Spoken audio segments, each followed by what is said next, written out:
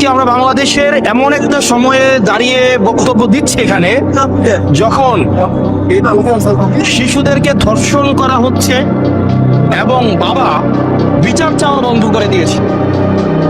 বাবা বিচার চাচ্ছে না কি কারণে? বাবা বিচার চাচ্ছে না কারণ এই বিচার ব্যবস্থার উপরে বাবার বিশ্বাস নেই।